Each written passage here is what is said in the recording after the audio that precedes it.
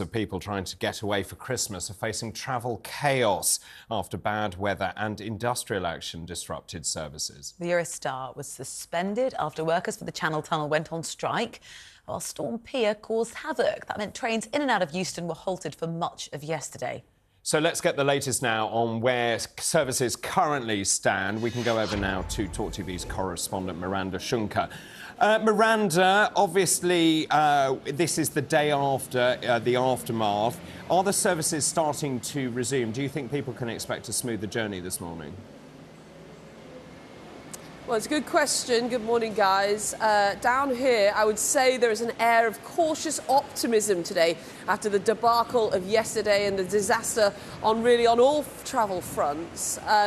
Over behind me is the station where people get on the trains to go over to Paris. Now, services have resumed now after that strike action by those French workers was resolved last night. But I have to say, since 6 a.m, people have been flooding in. The queues are really getting quite big now.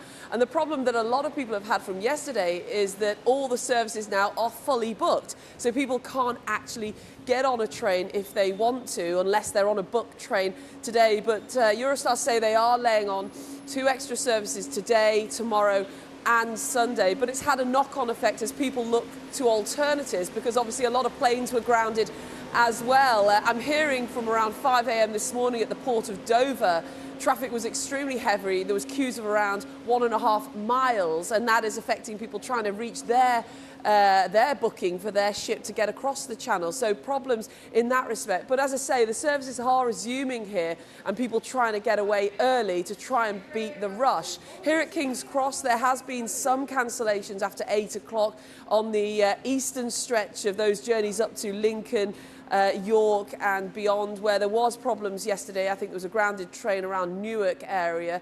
So people here again I was trying to speak to a lady before and she's rushing to get a train and she says, I've got to get on that 8:25, I've got to get back to Middlesbrough. I spoke to another guy who's trying to get to Australia.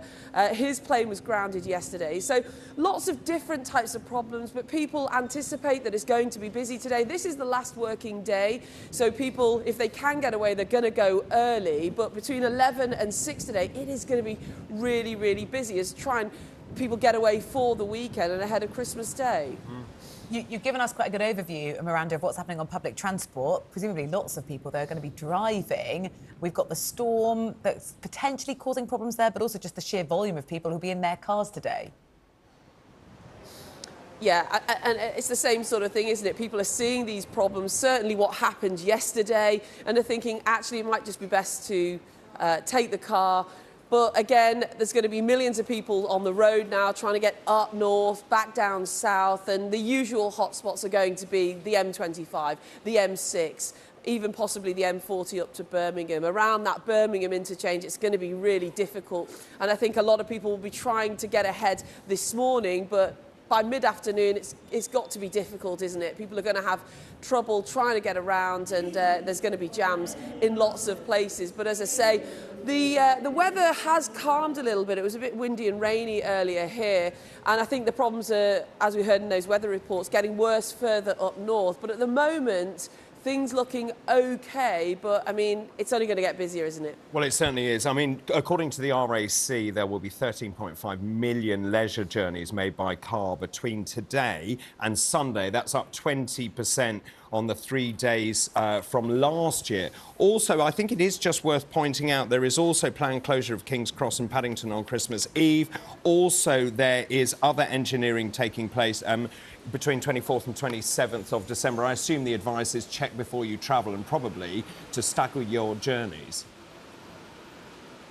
Indeed. I mean, if you walk into the station here, people are just trained on those boards and people praying, frankly, that their train doesn't get cancelled. There's only a sprinkling of cancellations here this morning, and Euston, of course, is open as well. But I think, you know, if you don't have that book ticket now, it's going to be difficult to get where you want to go, and people will be turning to the car if they have to. But at the moment, I think things are cautiously optimistic that people are going to get where they're going. And actually, let's look at it. We've got another 2 days to go.